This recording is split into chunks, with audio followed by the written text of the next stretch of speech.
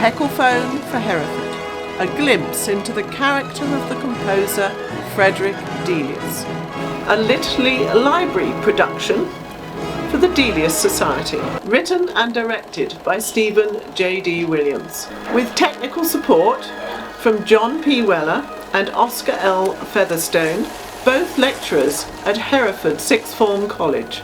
Remembering J. Malcolm Smith of Boosey and Hawkes, whose gift of friendship and knowledge of British music and musicians triggered the unearthing of this particular story, and acknowledging with gratitude the help and encouragement of Dr. Lionel Carley, who supplied some archive material and genially offered other suggestions. This is a very comfortable chair. Thank you. Featuring a team who have worked together for presentations at the Three Choirs Festivals of Worcester, Gloucester and Hereford over a good number of years now.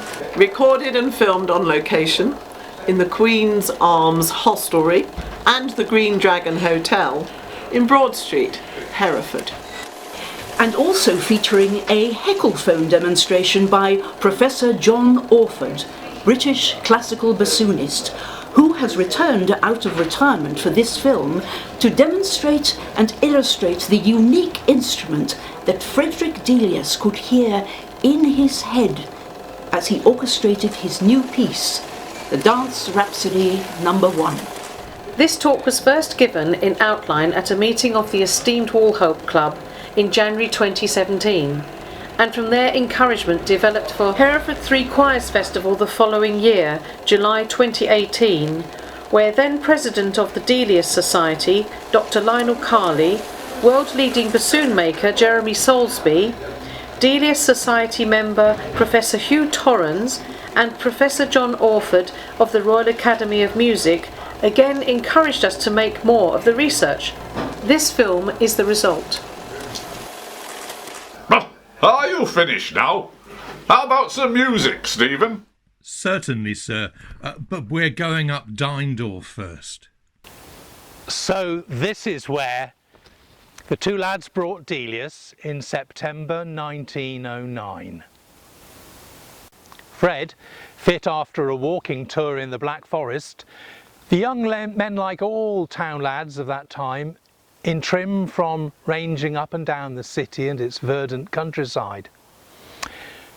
We are near the top of Dindor Hill, just outside Hereford. The name is Celtic, Dine, primitive Welsh for fort, and door with a circumflex can be door, gate, but also ground or earth. The soil ramparts that I'm standing on have been here some 4,000 years, Bronze and Iron Age combined, keeping watch over the ford across the River Wye that gives the city of Hereford its name. Some say Dindor is a portal. Certainly I want this film to be a portal, a way into a story that bears telling because it's full of characteristics that speak of the composer and his friends in 1909, and yet, as we will hear, still chiming with elements of what our society is wrestling with today. And here we are back in the studio. As we gaze down over the city that painter David Cox knew, we have a musical introduction, a piece of Delius that hints at something good to come. Just the mysterious opening few bars, a mere minute of Over the Hills and Far Away.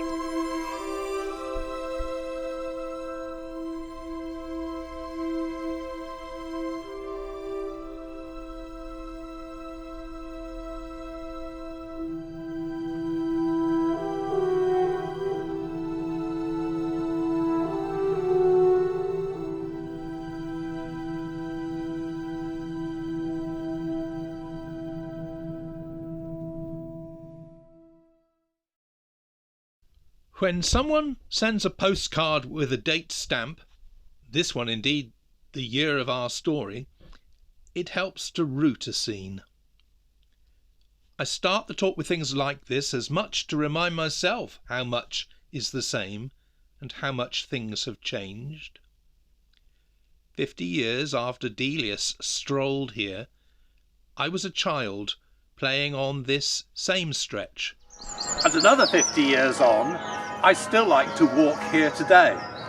But it is to the Hereford of 1909 that in this film we must travel. Imagine being welcomed off the train in Hereford by a festival triumphal arch. At the turn of the 20th century, outside of London, there were very few reliably qualitative musical moments of the calibre that the three choirs' music meetings maintained. Their high reputation was self-fulfilling. Their renown meant that they could command the highest quality. In saying this, I'm not trying to best Norwich or Leeds or Birmingham or many other rivalling examples you can doubtless think of, but just for a while, as a complete package, up until the Second World War maybe, these music meetings had a character of their own, were glorious, with a serendipitous number of composers happy to offer first performances, to conduct and to holiday.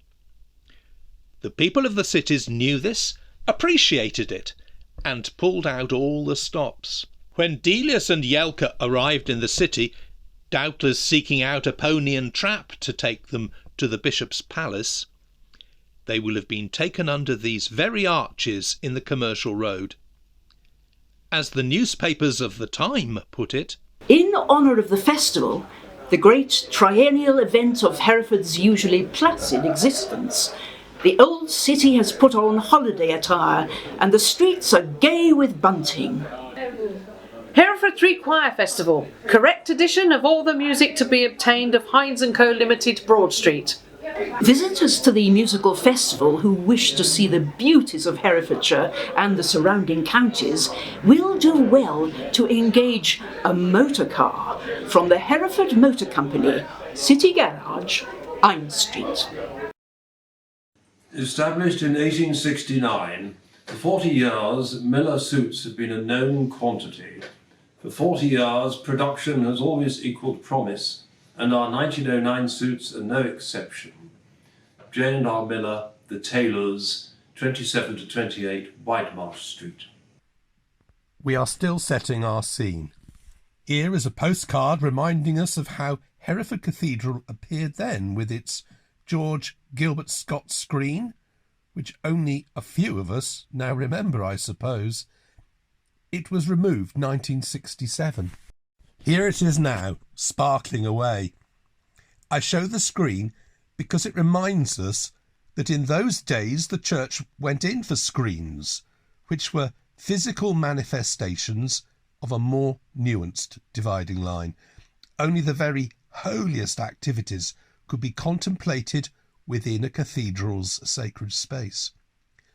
At the beginning of the 20th century, they still drew a major distinction between the sacred and the secular. This applied to music as well as worship, and it is germane to our story. In fact, this account is riddled with the effect of dividing lines. This is all very tight, very controlling. To be fair, it is different now, but not when our story took place. On this sacred-secular divide, a further illustration. In a letter of Edward Elgar to organist Sir Percy Hull as late as 1930, Elgar expressed the idea that not even the Enigma variations were sufficiently neutral to be allowed to be played in a cathedral or sacred space.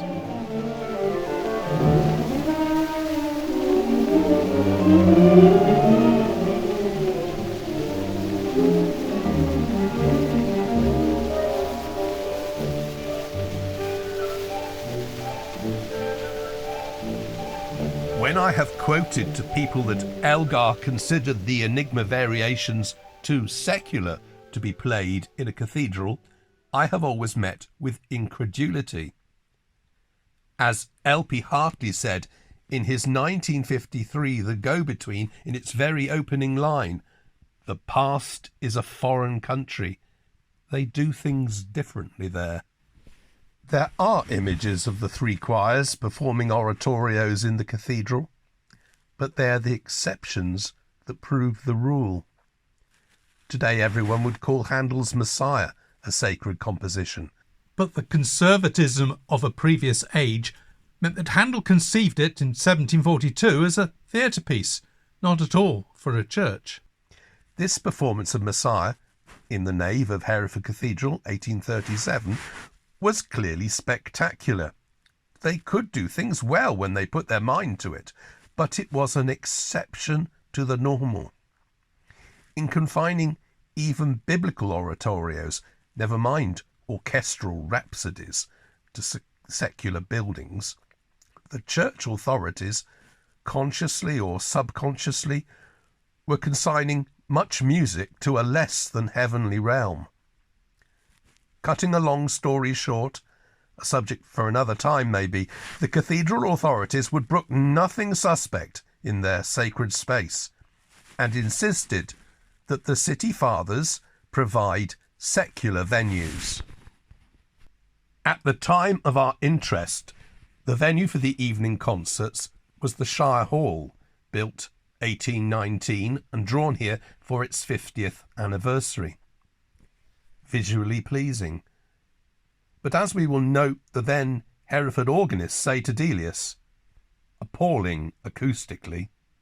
Here a photo more contemporary with 1909, I would say, and this is the building that Fred was ultimately to conduct in. Today it scrubs up well, though the doors are in need of an architect's imagination. In the run-up to the festival, even as they were going over to Gloucester and Worcester for their turns, the Hereford Festival Committee began to plan the 1909 programme. For the past 2 years, the committee had been busy planning their turn in the cycle. They could rely on Sir Edward Elgar up Hampton Park Road in Plasgwyn. For 9 years, he lived in Hereford so happily that the town council wanted to make him mayor, always assuming they could draw him away from his chemistry shed. Well in advance, singers were booked. Madame, Clara Butt, Ada Crossley, Civita. Mrs. Percival Allen, Gleeson, White, Lamar, Agnes Nichols, Phyllis Archibald, Phyllis Lett. Messrs. John Coates, Gervase Elwes, Walter Hyde, Fred Austin, Dalton Baker, Herbert Brown, W. Higley and Robert Radford. Frederick Austin had only just started singing Delius's Seadrift for Henry Wood and Thomas Beecham. He was booked this Hereford to sing Judas in Elgar's The Apostles and as the baritone in Parry's Job. Orchestral players were sounded out, mainly recruited from London ad hoc, but local talent, music teachers, for example, were not excluded. Indeed, Elgar's father often came over from Worcester to play at Hereford. It was not until 1920 that the programme began to actually name the London Symphony Orchestra and book it per se. This is the very earliest photograph that exists of the LSO, taken in 1904, who were, though not named in point of fact, as I say, the main source, 60% of skills. It is incredible that when London hosted the Olympics in 2012, the orchestra was still there to be chosen for the opening ceremony in Olympic Park. Not these particular players, of course. And here is a rare photo of the 6 founding members of the LSO in jovial mood at the 3 choirs, most likely Hereford 1912. Eddie Whitmore, Harry Barlow, Henri van der Meerschen, Fred James, Rob Carradus and John Solomon. A list of pieces was gradually drawn up. They planned the great favourite, Mendelssohn's Elijah, and, as every year now, Handel's Messiah. The first part of Haydn's Creation would be a dawdle, Beethoven Missa Solemnis, not so much, very much more difficult. But the violin solo by Evangeline Antony was afterwards said to be irreproachably performed. Do you know why it was said to be irreproachable? Well, Miss Antony had studied at the Guildhall and was a solo artist of choice for the LSO. But there were other reasons too. Not the least, her grandfather was the founder of the Hereford Times newspaper, and at one stage mayor of Hereford. But that is not to decry her artistry. I'm working on a whole talk on her. If she hadn't died far too young, she could have had the Delius violin concerto in her repertoire. In 1910, she owned a 1789 Lorenzo Storioni violin, in today's money worth approaching $500,000. In the shops you could buy postcards of Evangeline Antony. It helped to have a grandfather in the printing trade. The message on this one, written on the Friday, said the festival was very fine and going well. Carrying on with their list, they had the offer from Dr. Walford Davis that he would conduct the first performance of his sacred cantata, Noble Numbers. They thought people would be intrigued by Schubert's unfinished oratorio, Lazarus, conducted by Sinclair, the first English performance ever. Unfortunately, when it happened, the newspaper critics said it would have been better if Schubert had left it unfinished. The by now familiar strains of the more religious bits of Wagner's Parsifal were a bit risky, but balanced by a Bach motet for double choir, Fürchte dich nicht, Be Not Afraid. Sir Hubert Parry had offered to conduct his short oratorio, Job. Some in the chorus probably said it was a good job it was short. Elgar had agreed to conduct his symphony in A-flat, what we now call the first, but back then there was only the one. And that was huge excitement, as it had only been premiered the previous December in Manchester, followed by London and Berlin. And Elgar was also hinting he might conduct a new 6-part chorus, Go's Song of Mine, which he finally composed whilst on holiday in Italy early that year. They were a very spoiled audience. What a time to be alive in Hereford. There was to be a chamber concert by the Grimson Quartet of Beethoven, Brahms and Grieg. Grieg not long died, September 1907. Ultimately, we know there were songs by Debussy, Bantock and George Henschel. From the perspective of 113 years later, the key choral work, from contemporary accounts, the one the choir were excited about, was Hereford's very own Elgar's The Apostles. Apart from the chamber music and the Elgar Symphony, this was all choral, which is fair enough for a choir's festival. But then there was the midweek evening concert, which was traditionally just for the orchestra. In passing, please note the supplier's stamp, Heinz. They had lined up Mozart's Symphony in E-flat for the orchestral concert, the 39th, one of the 3 written just before his death, which set Sinclair was particularly fond of. Elgar's Cocaine Overture, by now 8 years old, and Dr. Granville Bantock was to conduct his own An Old English Suite. Gloucester organist Herbert Brewer's 2 pastorals are, I think, but can't be certain, a reprise of 2 of the 3 Elizabethan pastorals already performed here 1906, but they otherwise seem to have sunk without trace. World Cat says copies not available in this country. The concert was to close with a Wagner selection directed by Dr. Sinclair. All of this was pretty safe. The Mozart, Elizabethan pastorals, Elgar, the Wagner raising the bar slightly, but really safe. What, even the Bantock, I hear you ask? Well, One look at this painting of Professor Sir Granville Bantock will tell you that was very safe too. We are hearing it briefly, from which you will gather there was nothing brand new, nothing for a new century on the programme that night, not really.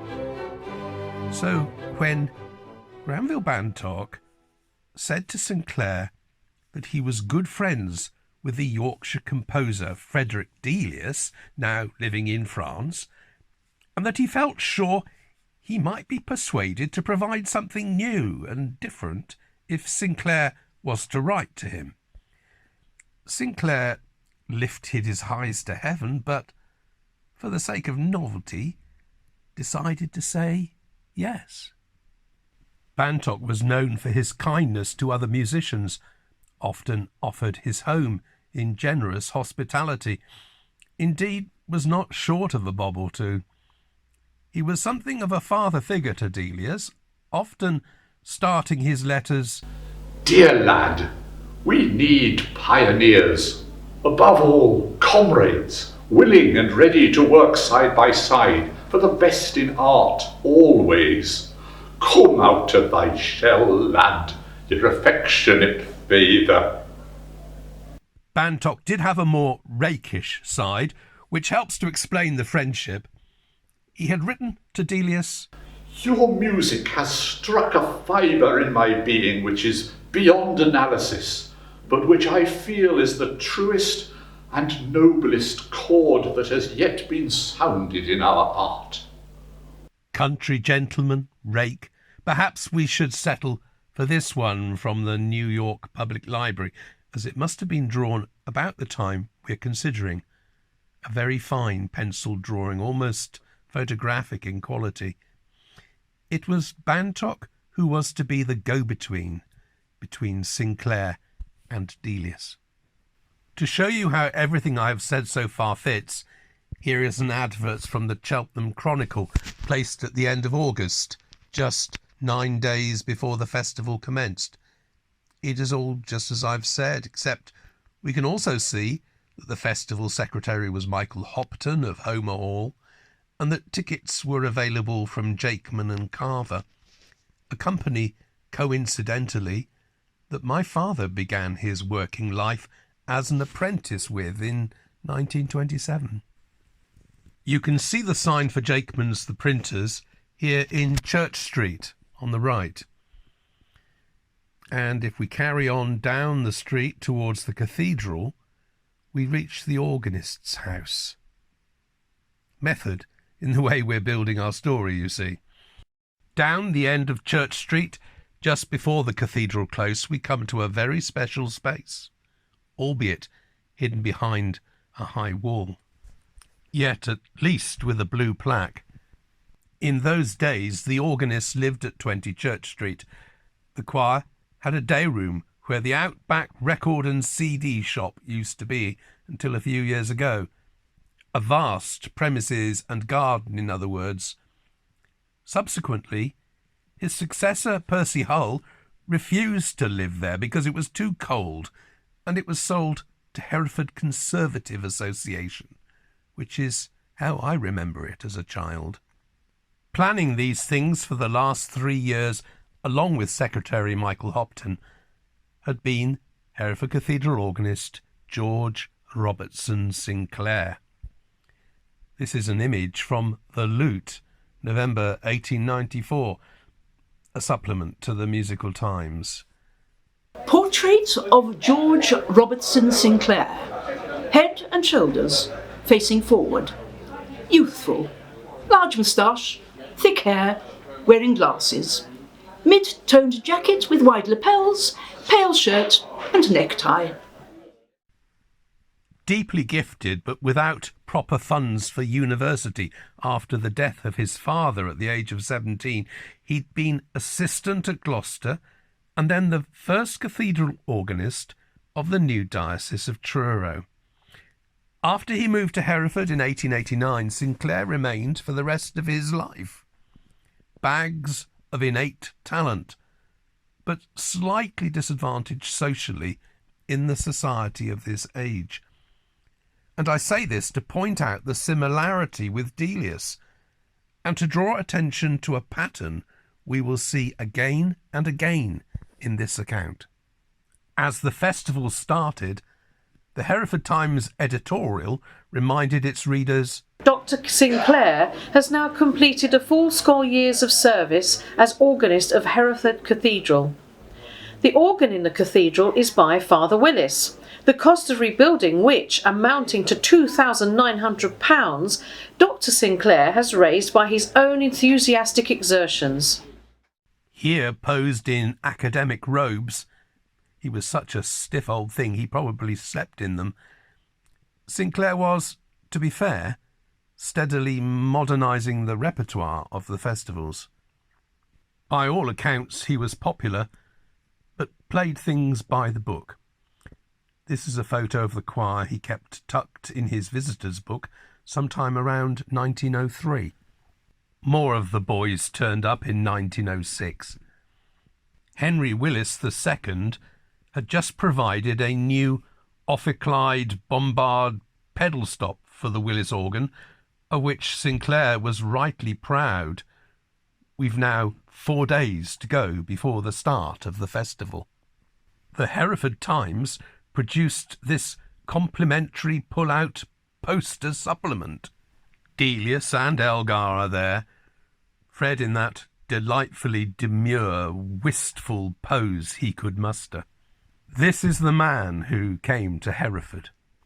And thus to our main human subject, Frederick Delius, at the time of our event, aged 47. Fred was born 1862 in Bradford, as you know.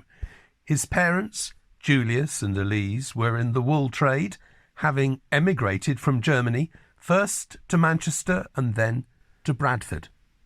On this 1871 census record, you can see that Dad Julius answers for where born, Prussia, Bielefeld, and Fritz is 9 and called a scholar, as are his brother and sisters, who were born pretty much 1 a year.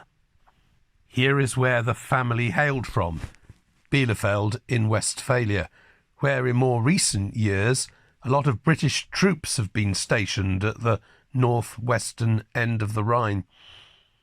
They were all well educated. His grandfather was a headmaster, and the whole town was very much in the cloth and wool business. But saying wool trade, the image should not be so much like this, so much as this, Bradford Wool Exchange, and this, looms in a weaving shed, and this, a massive increase in industrialisation in the 19th century when nothing could go wrong, followed by a catastrophic failing in the same trade in the early 20th century when nothing could go right. Yes, there had been more money in the Delius household than Sinclair was used to, but Delius père would brook no complacency. When it was time for Delius to cut his teeth in his father's business, he was sent for a while to Stroud, heart of the Gloucestershire wool trade, where he learnt that the West Country had wonderful musical standards and great musical traditions too. Anyhow, in just those few pictures I've offered you some clues to 2 of our men. Sinclair with an education cut short because of lack of money, but by virtue of his musical skills at the heart of the British establishment. Fred, or Fritz Delius, with German, Dutch roots, a good education, but with family in trade. Delius, too, with something he never lost despite living in France and having a Serbian-born German wife, a Bradford accent. Pretensions and expectations. 2 sensitive men easily bruised. According to the writer Neville Cardus, Delius had a Yorkshire accent. Eric Fenby says Delius had an uncouth broadness of speech. That is, he'd picked up a Bradford twang. It were rate good. No pronounced nor. Nout and out for anything. Nasty would be nasty. It were eat good. Almost like the advert, top stuff monkey. Fred or Fritz and partner Yelka had now settled in Grèze-sur-Loing, near Paris, where the river flows quietly and where their garden led down to the river. Just 50 miles from Paris, Delius found a wonderful circle of artists and musicians to rub shoulders with and learn from, and not just whist, as here with the Griegs. For we ought not to forget what was going on in Paris at the time. Ravel here had in the 1990s been something of an enfant terrible. Around 1903, a group of avant-garde musicians, writers and artists bumped into a newspaper seller in the Rue de Rome in Paris. He cried out, "Attention, les apaches!" Watch out, hooligans! They cheerfully adopted the name. Some 16 or so used to meet regularly on Saturdays, and like all these groups, did not all know each other to equal degree, but all had friendship with Maurice Ravel. They were all there, Stravinsky, Debussy. Their music was so different from what was going on in England. Later, when I play you what Delius brought to the Shire Hall, I'd like you to remember Stravinsky's The Rite of Spring, and in particular its opening, haunting, famous theme that we hear now.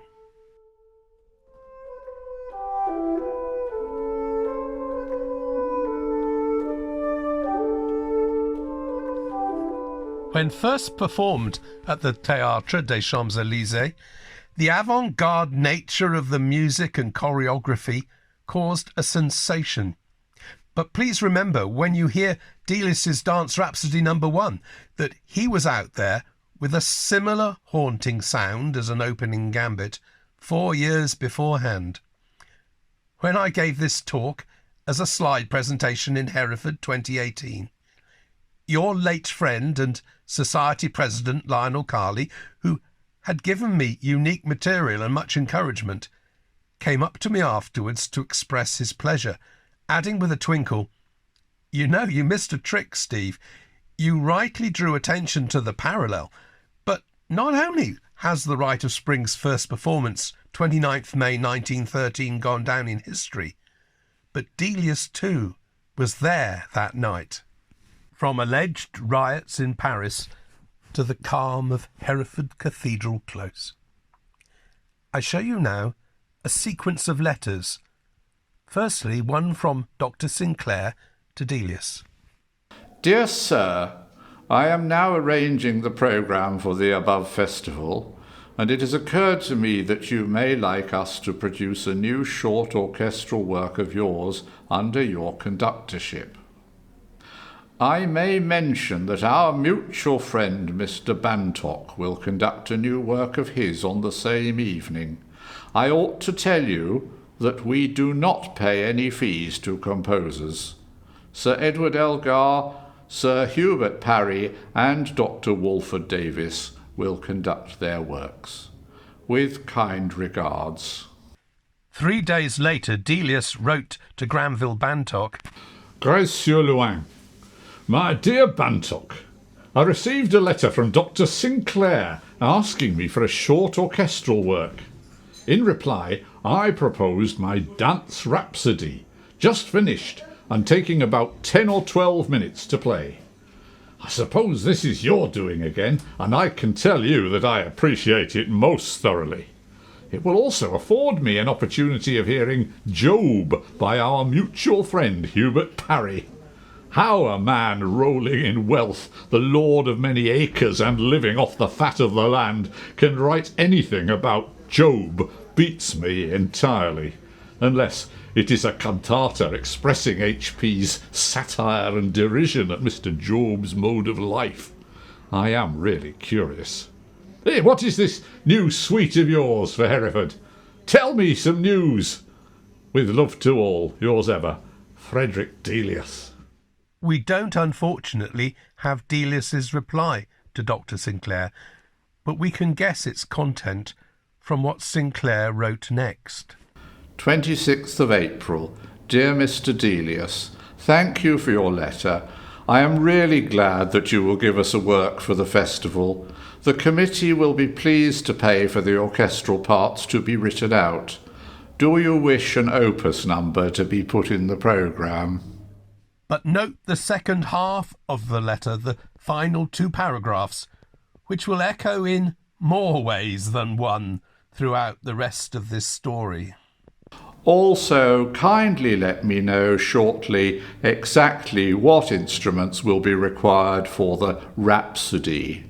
The Shire Hall is a small room and very resonant, so it is well not to have works very loudly scored. At this point, I am slipping in between the letters this obituary for Delius from the Times, for this reason only, to emphasise what a coup Bantock and Sinclair had pulled off between them. The text pointed to says, Delius took no part in the ordinary activities of English musical life. He did not even conduct his own works, save occasionally under pressure. Well, he's coming to Hereford. He's joining in. He is willing to do the nerve-wracking thing and conduct. He is offering, for no payment, the privilege of a world premiere of a work. When Sinclair wrote, Delius had so far written mainly what is displayed on the screen. All familiar to you, no doubt, but of these, let us hear now just the opening few bars of the last on the list, to remind ourselves of what, in the previous year, 1908, he had been creating. We are noting, perhaps, his scoring for woodwind in particular, as we enjoy In a Summer Garden, to a 1900 Giverny scene by Claude Monet.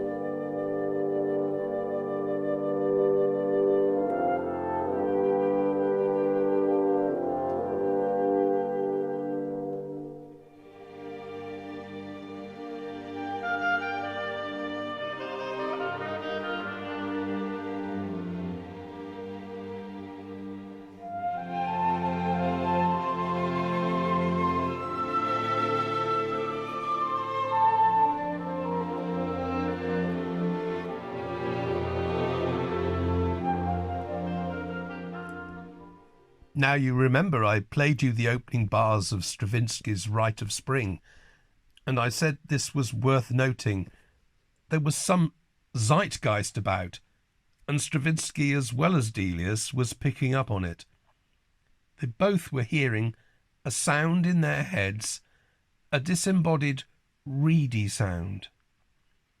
By April, when Delius received Sinclair's letter, he had already written the Dance Rhapsody, happily for us, finishing it just weeks before.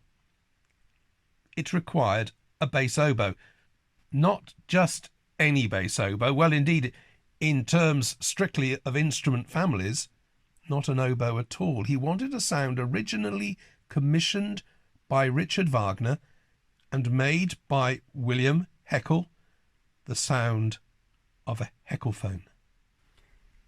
Here it is. The poor instrument would have a lot to tell our great dramatist William Shakespeare, who foolishly wrote in Romeo and Juliet that a rose by any other name would smell as sweet. You tell that to the Heckelphone. Had it been called a basser oboe, a dark oboe, a deep oboe, a broad oboe, it might now be a standard part of any orchestra the world over.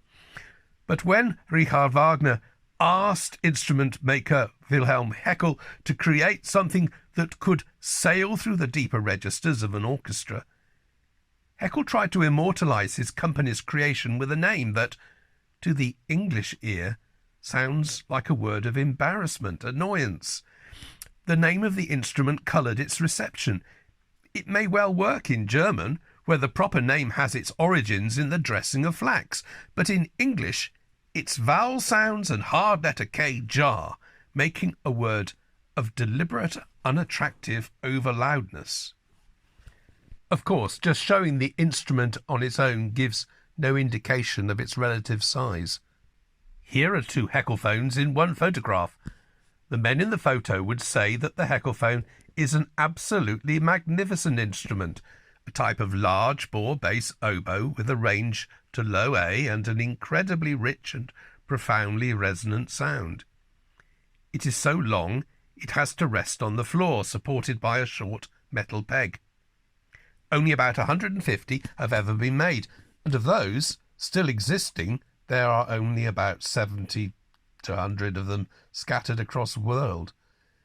It is pitched an octave below the oboe, fills the gap between an oboe and a bassoon, and before you ask, it is fruitier and warmer than a cor anglais. Whilst an ordinary oboe has quite a thin, penetrating tone, a Heckelphone is broader. As orchestras were able to have greater variety of instruments at the beginning of the 20th century, the Heckelphone was intended to provide a sound in the middle register of those fuller orchestrations. The Heckel family finally announced to the world that they had perfected their instrument in 1904. Richard Strauss immediately used it in his 1905 opera Salome, and then in his Alpine Symphony, 1915. Aaron Copland's Short Symphony, his number 2, calls for it. Gustav Holst needed the sound for his The Planets. Arnold Bax's Symphony No. 1, Havergal Bryan's Gothic Symphony, and Symphony No. 4, and perhaps even the original instrumentation of Ray Vaughan Williams's A London Symphony wanted the same sound. The picture here is of the only Heckelphone player in New Zealand. It's a lonely job. So, because I know that you've got your whole this thing all prepared, haven't you? That's all done. Yes, yes. And this is the extempore bit that we pop in. The only bit I'm never quite clear is why Delius wanted it on the Heckelphone. Yeah. Well, of course, he'd heard it in Paris. Yes, right. And you'd explain all this, and because he very clearly says oboe basso. Yeah, well, but that's because the people who printed this score were doing it after the event. So it was originally, it did say Heckelphone in the score? Oh, yeah. Ah, that's absolutely essential for me to know that. Yes. I'm interested in some of the repertoire that you've done. Salome, Electra. This is on the Heckelphone? Yes. Okay. Yes. Well, the first thing was this piece that was written for me by Hans Werner Henze, or written for the London Sinfonietta, the clarinet concerto.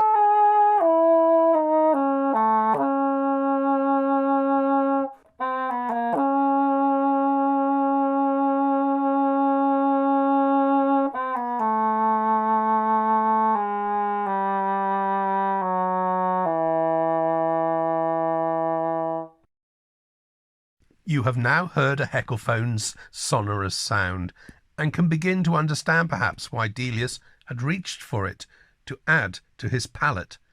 He was a late romantic, an impressionist. From Hereford, Sinclair had asked, Kindly let me know shortly exactly what instruments will be required for the Rhapsody. Delius sent the list back immediately by return. We don't have that particular note, but it must have said, The usual strings. 3 flutes, with the 3rd doubling piccolo. 3 clarinets and a bass clarinet. 3 bassoons and a double bassoon. 3 trombones. 6 horns. A tuba. 3 trumpets. Oh, and an oboe. A cor anglais. And pride of place, the new all the rage, a Heckelphone. And from Hereford came a reply. Dear Mr. Delius, thank you for your letter.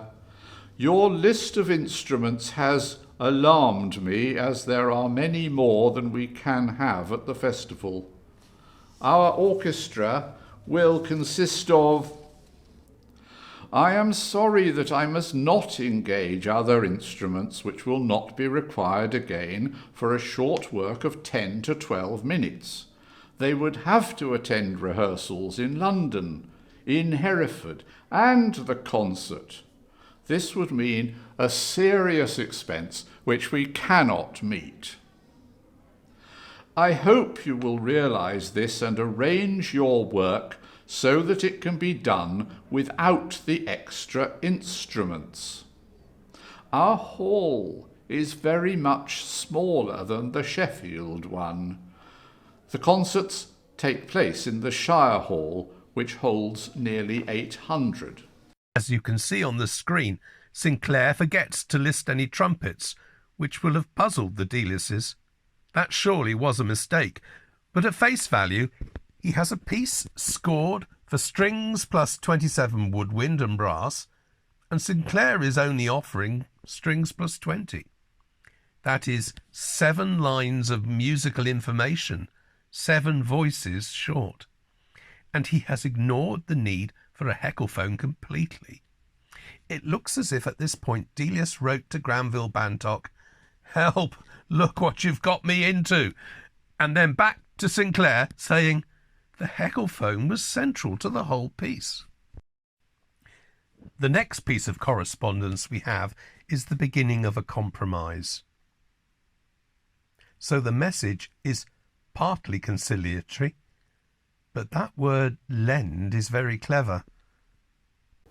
Dear Mr. Delius, I am sorry that I could not give you a reply to your last letter before, but I have been obliged to consult my committee. I have now arranged to have the extra 3 players for you, if you can lend the 3rd oboe player the Heckelphone. At this point I must acknowledge again Lionel Carley, who generously provided me with such a full set of letters, more than in his amazing published books even. If we put what is going on between the 2 men in a spreadsheet, we can see the number of instruments is gradually going up. The first column is what the piece had been scored for. The offer was at first 7 lines short. Then, in the next letter, all but 1 instruments were found. And finally, a full complement of players, though slightly different instrumentation. After the concert, the Daily Telegraph suggested a sarrusophone was also playing, but that must have been added at the rehearsal stage, as it does not feature in the correspondence. Else even Sinclair might have been tempted to pull the plug. If the last letter pretty much said, "You want a Heckelphone, you provide it," in his next letter, Sinclair is trying to accommodate a little more. Dear Mr. Delius, I have offered an engagement to Dr. E.W. Davis as 2nd oboe and Heckelphone. He writes to ask what the latter is. I have no knowledge of it. Would you kindly explain to him? His address is 23 Ambler Road, Finsbury Park North. E.W. Davis played oboe for the LSO, and like many oboists could double on cor anglais. He had been the natural person to ask. Hot on the heels of Sinclair's letter came one from the said Dr. Davis. Sinclair had sent Delius Dr. Davis's address, but he'd also sent Dr. Davis Delius's. 23 Ambler Road, where I'm doing very nicely, thank you. 8th of June. Dear Sir, Dr. Sinclair has asked me to play the Heckelphone in your work to be produced at the Hereford Festival, and has referred me to you for all information regarding the instrument, of which I have no knowledge. Yours truly, E.W. Davis. It wasn't a particularly helpful letter. No pleasantry, no meeting of minds. It was, of course, difficult asking someone to headline a brand new piece of music when he has never even seen, let alone played the instrument in question. But, as we've said, he seemed the natural person to ask. and I can tell you now, he chickens out. Just for the record, here is Ambler Road, Finsbury Park, where Dr. E.W. Davis lived. Sinclair's letter also brought details of the scant time for rehearsal available. As the band rehearsals have all got to be done in 3 days for the whole festival, it is not possible to give you more than one rehearsal in London, but you may have a short extra rehearsal on Monday evening, September the 6th, in Hereford, without the 3 extra players. We note in passing the London rehearsals in the brand new St James's Hall, Great Portland Street. That's the one opened 1908, not the previous century's one. It was to hold an 80-strong orchestra. It was later known as the Philharmonic Hall and is now used by the BBC as Brock House. The London rehearsals had the added advantage of allowing the national press a preview. 2 months later, the Hereford Times would be reporting the rehearsals in London had gone without a hitch. Rehearsals in London. 2 rehearsals in the new St James's Hall have gone off without a hitch. Dr. Sinclair conducted an orchestra of some 80 performers with Mr. William Fry Parker as their leader. Several works made a deep impression. We reserve a detailed notice until next week. Just to underline the point that the calibre of the artists was of the best, here is William Fry Parker leading Henry Wood's very first Promenade concert in 1895, named on its twopenny programme. In our correspondence sequence, it is now July. There's been no progress on obtaining a Heckelphone or player for it. Delius writes a postcard to Yelka. If they want a new piece, they could jolly well sort it out. Hold fire for a bit. Don't send my Dance Rhapsody off before I write again, as I am first writing to Dr. Sinclair for a Heckelphone. We are on our way to Hinterzarten. With love, Fred. Ah, Hinterzarten! After a week, the notes get more frustrated. I don't know what to answer the man in Hereford. I wish I'd never accepted the thing. Some things don't change. Well, Sinclair is doing his best and writes to Thomas Beecham, not Sir Thomas, until 1916, and he has a very practical approach. Thomas in turn wrote to Delius from Highfield, Boreham Wood, Hearts. It's now the beginning of August. I wonder if you are coming over to Boreham Wood in September. I have arranged about the bass oboe for Hereford. I find out, however, that Sinclair has been writing to another man who plays the Heckelphone. I am told, though, that this particular instrument is a filthy affair and will not do. If I were you, I should write to Sinclair and tell him this, or else you'll be saddled with this other instrument which I am sure you will not like. But a bass oboe is not what Delius wants. Luckily, there is a further development. Despite being on a brief holiday before the festival, indeed maybe because he's had time to think and is more relaxed, Sinclair found time to write to Delius, from which we learn he is now accepting it is for Hereford to provide the musical instruments and musicians. Dear Mr. Delius, when your parts are ready, please send them to Messrs. Novello & Co., who are our festival librarians. We are doing our best to secure the Heckelphone. I am having a short holiday on the west coast of Ireland. At present I am on the island of Achill, such a delightfully primitive place. We are doing our best to provide a Heckelphone. But it wasn't going to be Mr. E.W. Davis. By the time Sinclair was back in Hereford, a young lady had had her arm twisted to have a go instead. 4 days later, with Sinclair back in Hereford, there is an update. The Bishop of Hereford will write to you to invite you and Mrs. Delius to stay at the palace. so there is no occasion for you to engage rooms. Sir Hubert Parry will also be staying at the palace. Now, accommodation features strongly in this story.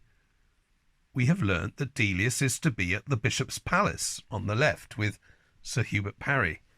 But others, it is clear, are at the Green Dragon Hotel, the cathedral hostelry of choice since 1079, indeed for much of its life owned by the Vicar's Choral. It is here, beyond another of the three choirs' festival decorations. And there is another card that tells us and gives us a lovely glimpse of how things are progressing. It's from Robin Legg, the ebullient Daily Telegraph music critic, who dashes off a note. "Delius, I go to the Hereford Festival for the paper and have a room at the Green Dragon Hotel there. Where are you going to stay, and for how long will you be in the place? My wife and I go on from here in a Mercedes motor car. Au revoir, old friend. Yours, Robin H. Legg." The Mercedes Simplex touring car had been the wow ever since 1902. I imagine Robin Legg as a Toad of Toad Hall character, but for the record books we should note he was the most widely known musical journalist in London. Genuinely supportive of Delius, he wrote regularly to Grace. "The day you left town I was appointed chief critic of the Daily Telegraph, so that now I have the most responsible and authoritative position in the press. I think I never was so moved by modern music as by what you are writing. For the genuine emotion, for the sheer loveliness. I thank you sincerely, and from the bottom of a heart that I thought was growing stony and cynical and hard as nails." Legg was the most widely known musical journalist in London. As we've said, he's been on the staff of the Times for 15 years, but in 1906 had become music critic of the Daily Telegraph, which gave him a platform of his own, and he made a vigorous use of it. His office was the rendezvous of musicians, and the music columns of his papers, not least the regular Saturday column, declared their projects and advocated their causes from 1906 until his retirement in 1931. It was also he who wrote the history of the Norfolk and Norwich Triennial Music Festival. Well, it was upmarket trade at the Dragon and special guests at the Bishop's Palace. That it was how it was meant to be. But now something went wrong. Badly wrong. Sinclair had said the Bishop of Hereford will be writing, but the Bishop never wrote. An invitation, which in a more formal age was paramount, never came. Delius, travelling a lot across the summer, including being in London, but then off walking again on the continent, assumed that by the time he got to Hereford, it would all have been sorted out. But when he and Yelka finally pitched up, the Bishop's Palace knew nothing of any such arrangement. It was usual for people to stay in the Green Dragon Hotel. Have you tried there? The Green Dragon was indeed ideally positioned, but inevitably it was already full. So too were the boarding houses that fronted the cathedral close in those days. Boy, were they close to the cathedral. Here is one of them, photographed exactly as demolition began 1935. But I prefer the previous image. Perhaps you can imagine what now began to happen. Delius, with a bit of a chip on his shoulder, felt slighted. He had put himself out, travelled hundreds of miles, Everyone else seemed to know exactly what they were doing. But he and Jelka had nowhere. All the hotels were full. It was festival week. The hotels and boarding houses had been booked for months. Finally, it was discovered a nearby pub was prepared to offer bed and breakfast. A pub. But it would have to do. It too was in Broad Street, so at least it would be convenient. But it was a dive. Literally, what was known as spit and sawdust. It was on the corner of Broad Street and West Street, the King's Head. Spit and sawdust, Steve? Here we have a tiny problem. It has gone into print that Delius stayed in the Queen's Arms, on the east side of Broad Street. Shortly, we will read you that account. One Hereford three choirs about 25 years ago, a musical buff walked into the Queen's Arms and said, why hadn't they got a plaque up on the wall? Told them the story. They were flattered. And Malcolm Smith, for that was whom it was, duly wrote to them from the music publishers of Boozy and Hawkes, where he worked, providing them with salient facts and suggesting they have his letter framed and put on the wall, which they did, until an old Herefordian walked in and said, you gentlemen are wrong. It wasn't the Queen's Arms where Delius stayed. It was the King's Head. Now, as a local historian, I always have immense respect for what locals remember. The regulars in the Queen's Arms certainly did. They immediately took the frame letter off the wall and wept into their pints. I would like the detail that it was the Queen's Arms to be true. My photos would fit. But I also have to be honest and say that somebody in Hereford argued so cogently with the Queen's Arms that they shamefacedly took their Boozy and Hawkes letter down, and it is just possible that the man who first went into print saying it was the Queen's Arms made an easy mistake, because as fewer and fewer people who are left in Hereford remember, exactly opposite the Queen's Arms on the west side of Broad Street was a pub called the King's Head, which was shamefully pulled down. It is slightly possible that out there's a diary or newspaper report that would solve the issue, but I am yet to find it. Be that as it may, whichever part of the royal anatomy it was, Delius now discovered that all his friends were in the posh hotel further along the street, and he felt cut off and a bit of a social outcast. And he took umbrage. Just because his father was in industry, unlike Hubert Parry, just because he wasn't a paid-up Christian, just because he lived abroad, just because he'd married a Jewish woman, just because he spoke with a Bradford twang, all those insecurities, when one pitches up somewhere new, came tumbling out, and he wasn't happy. Well, knickers to the lot of them. He decided to boycott all the soirees and social moments he'd show them. That blooming bishop, all gas, gaiters and canapes.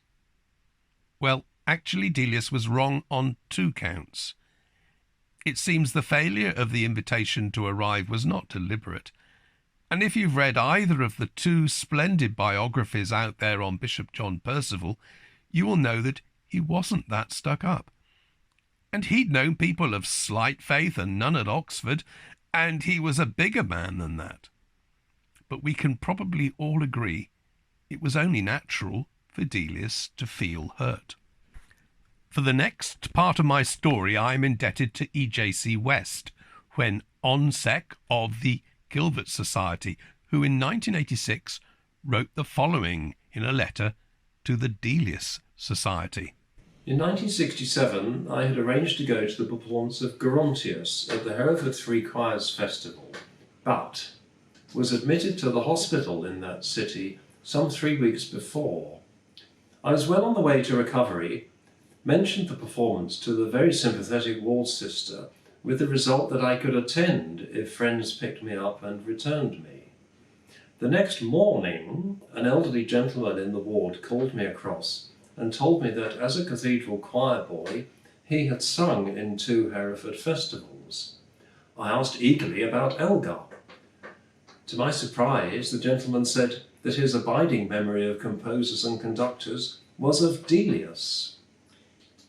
He proceeded to tell me that his great friend among the choir boys was a son of the proprietor of a public house in Broad Street.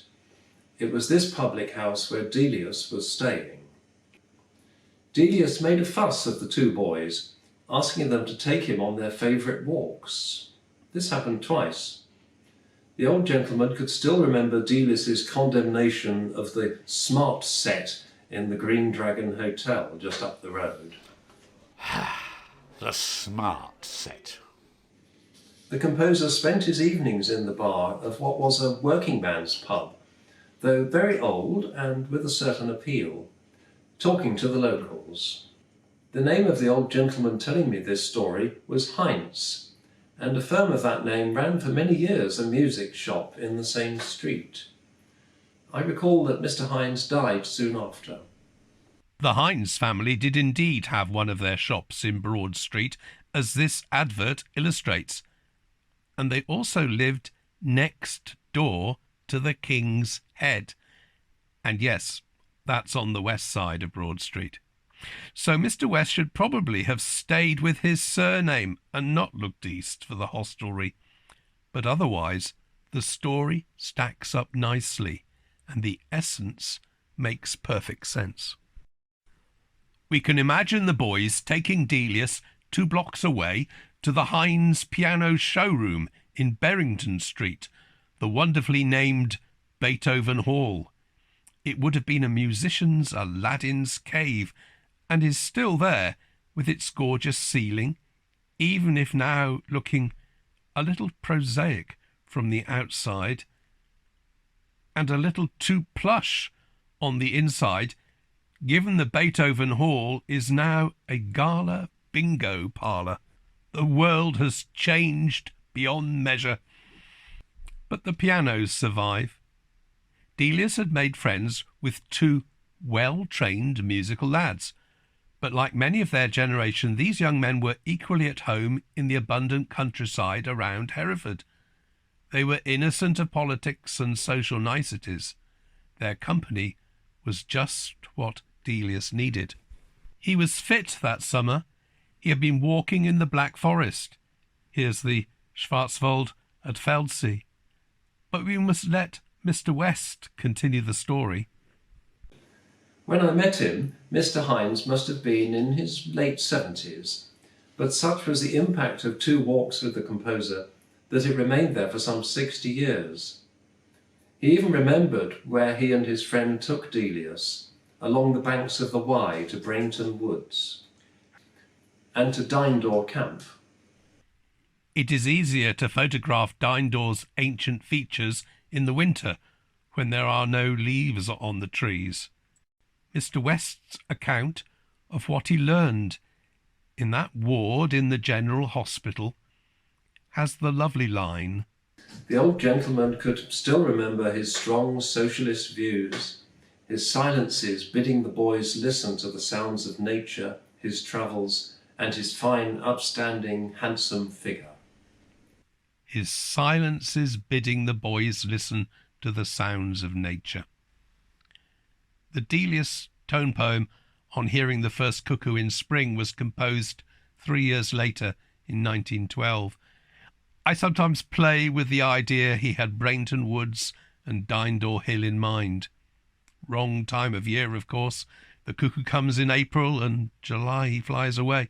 So no cuckoo in September. But with a bit of artistic license, we might treat ourselves now to a quick listen to how good Delius was at capturing nature in music.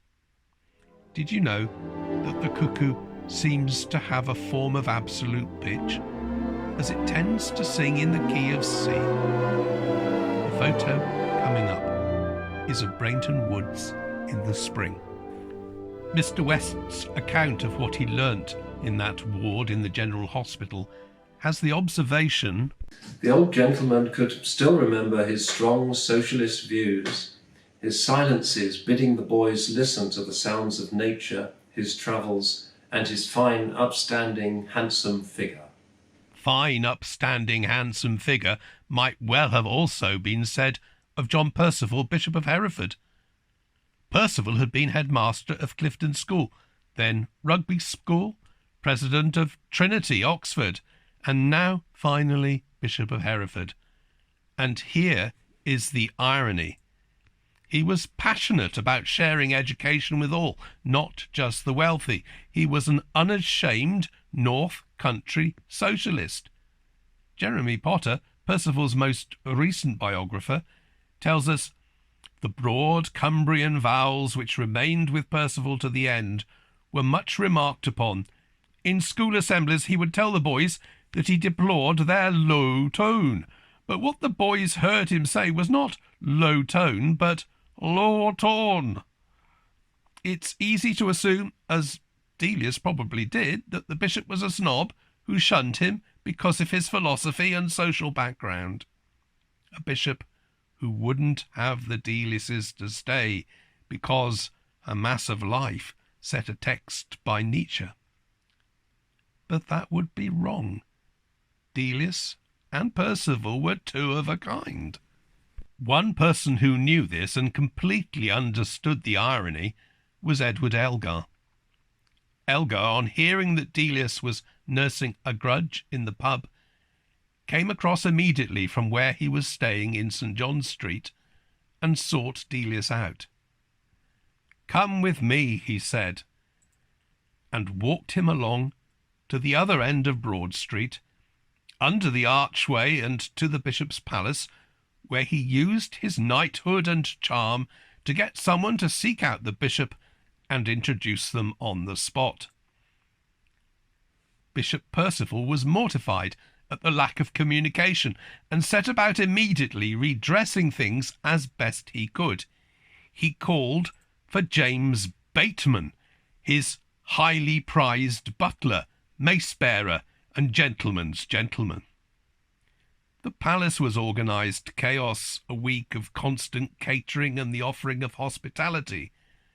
But James's 11-year-old son, William Bateman, was sent out into the city on a series of errands, buying items that the Deliuses were short of. And here is that 11-year-old boy, William Cecil Bateman, grown up. And I can tell you this part of the story, not least because the person who took this photo was his grandson Bob, with whom I have corresponded.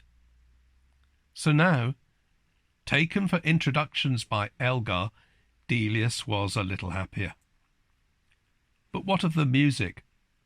On Monday of the festival week, the chorus and orchestra had already been put through a solid 6 hours in the cathedral.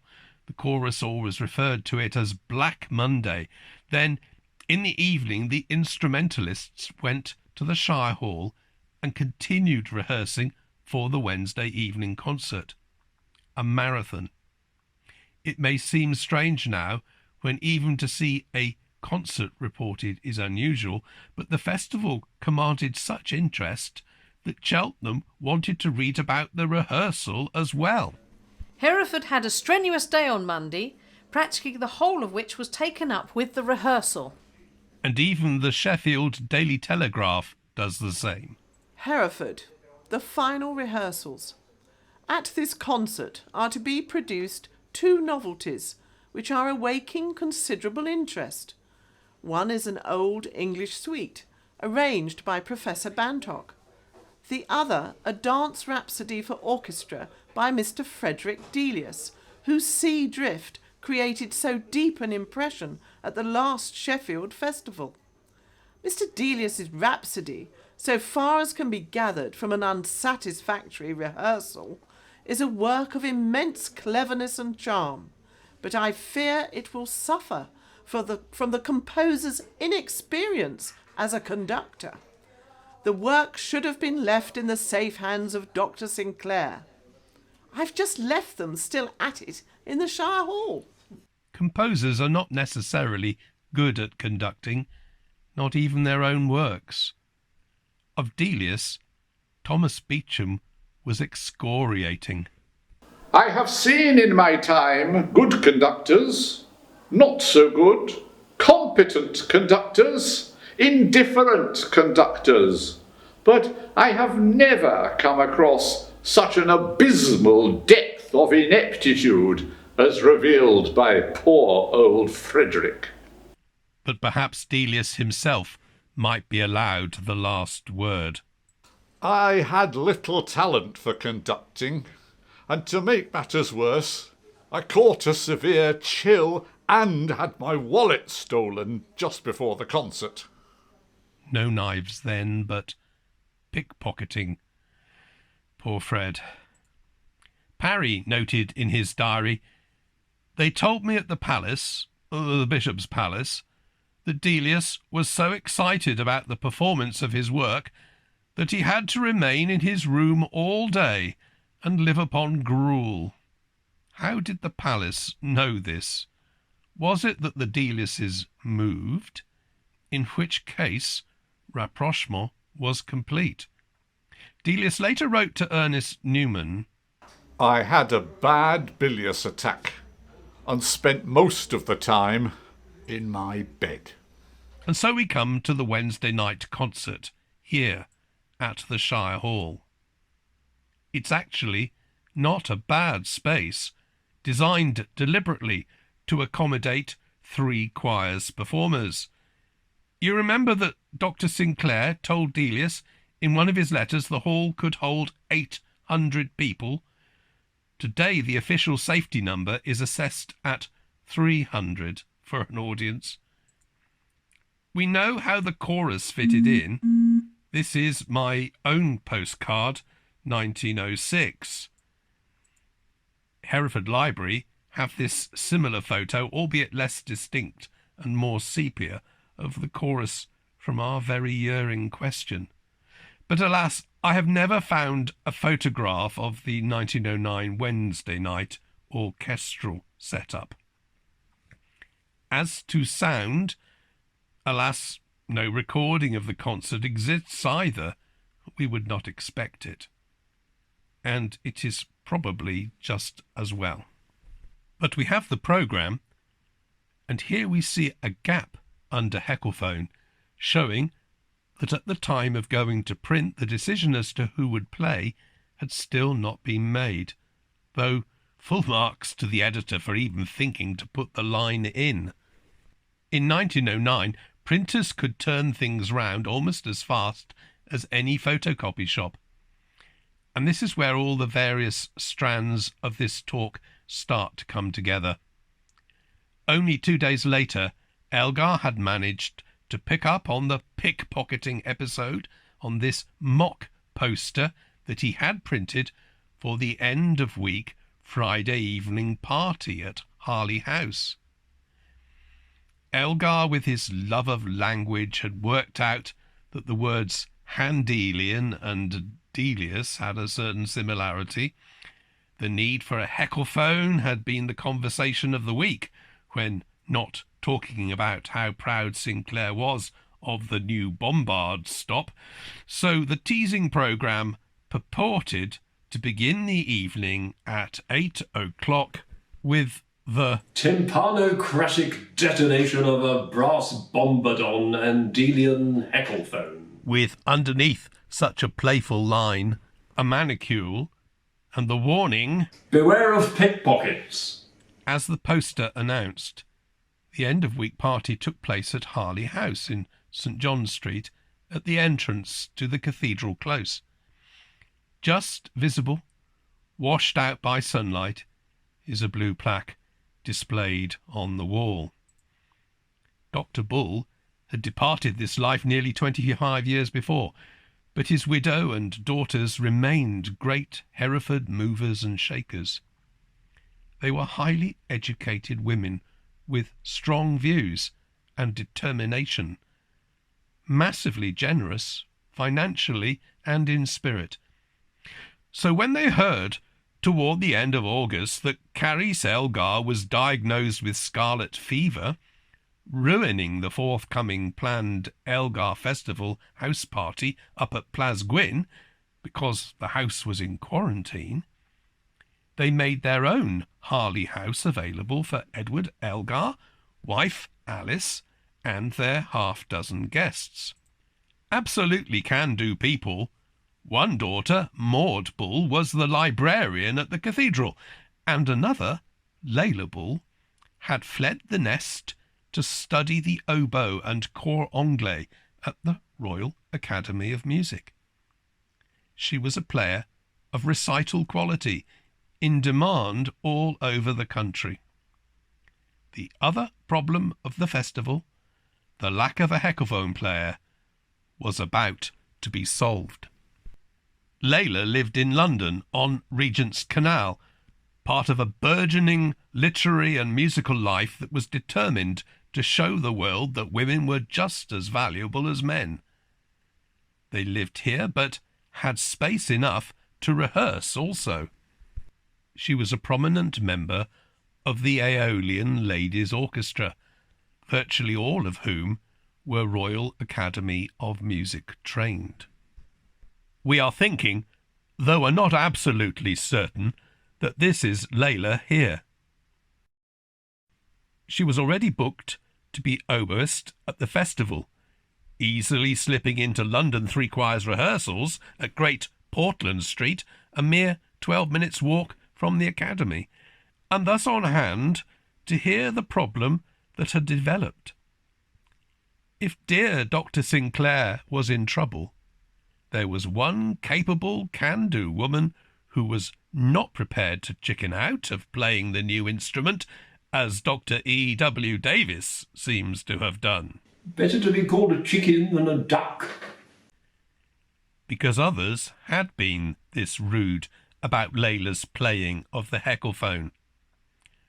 Rosa Burley, egged on by Frank Carruthers, in their 1948 typescript of Edward Elgar, The Record of a Friendship, wrote, "A young and inexperienced woman completely destroyed the gravity of many of the audience by sounds which suggested the painful endeavour of an anguished mother duck to effect speedy evacuation of an abnormally large-sized egg."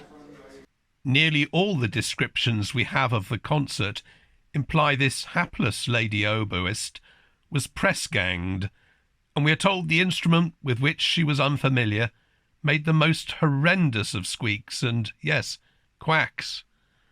You get the idea.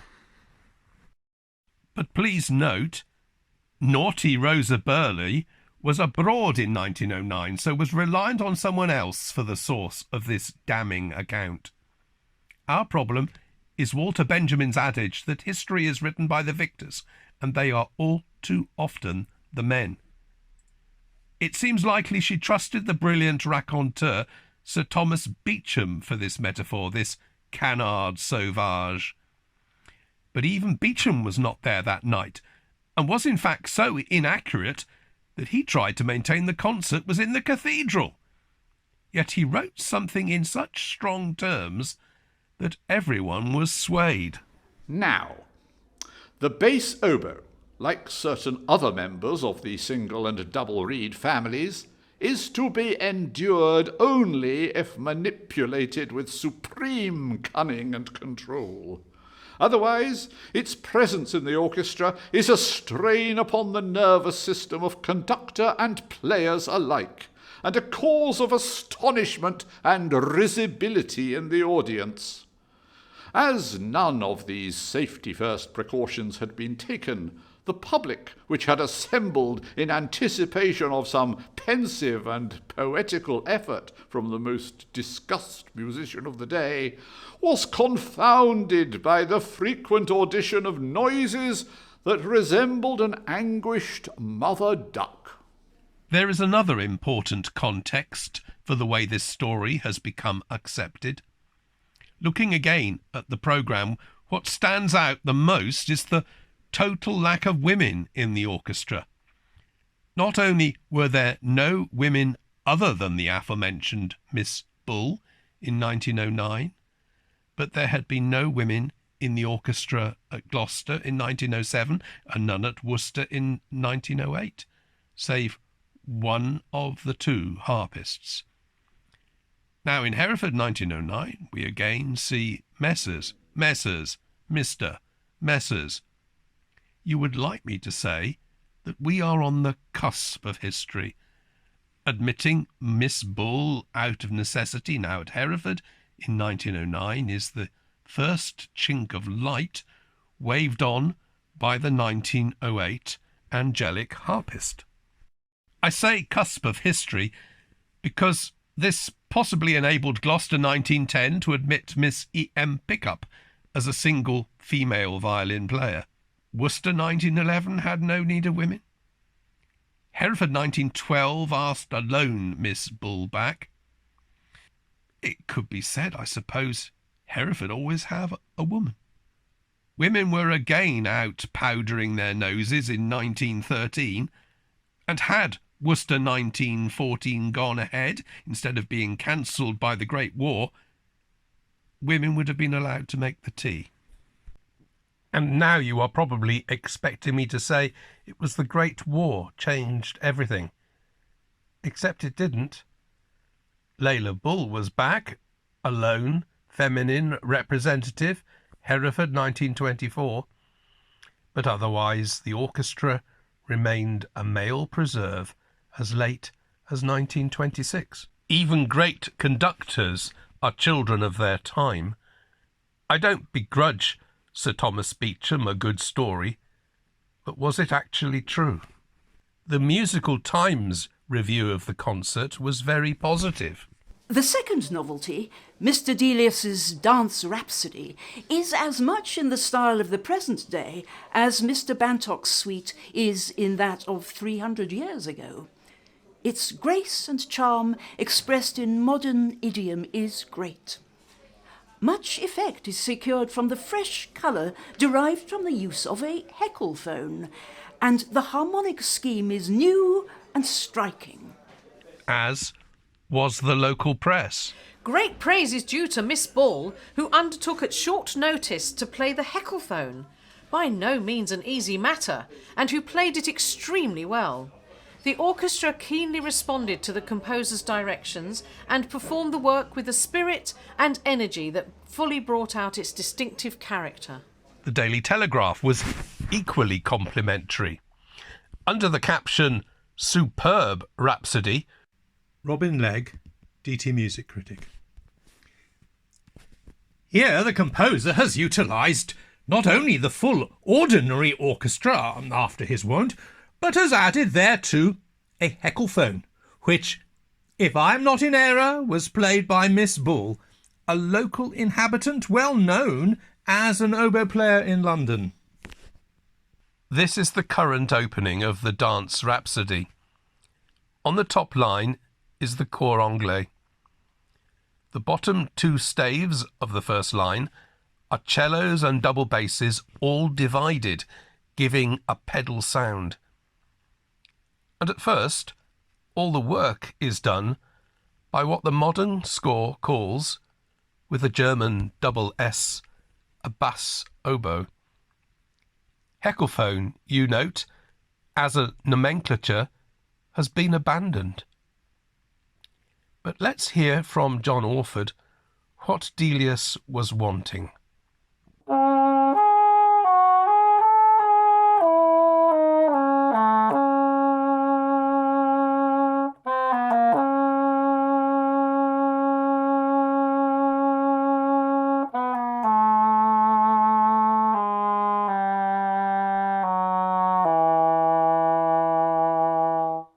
In 1951, 42 years later, Sir Thomas Beecham, by now regarded as the great exponent of Delius, said this. The score of the first Dance Rhapsody of Frederick Delius should be in the hands of every student of harmony in every part of the world. No other work of comparatively modest dimensions contains, to my mind, such a wealth of striking and ingenious harmonic invention. He didn't have to say that. That is real praise. But after all this build-up, we must hear it. I pulled out a modern recording to play you, and it sounded useless. I wanted it to sound just as if we had been at the Shire Hall in September 1909. Well, we can't do that. Inevitably, no recording was made. If you look in most music books, you will read that nobody thought to record any Delius piece until 1927. But in preparing this talk, I discovered that that isn't actually true. A recording was made by a young Sir Henry Wood. There he is with baton in hand, bearded but youthful, with the new Queen's Hall Orchestra at the first known recording of any Delius piece ever. And would you believe it?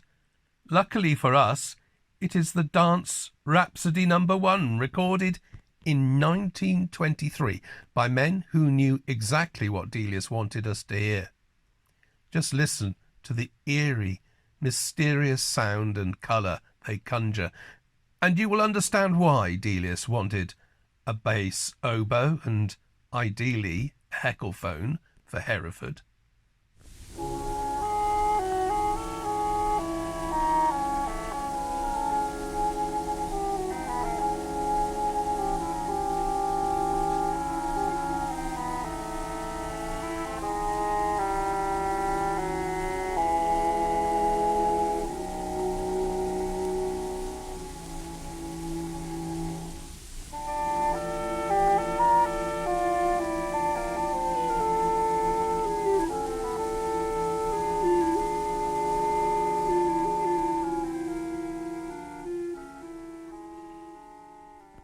And what of Leila Bull?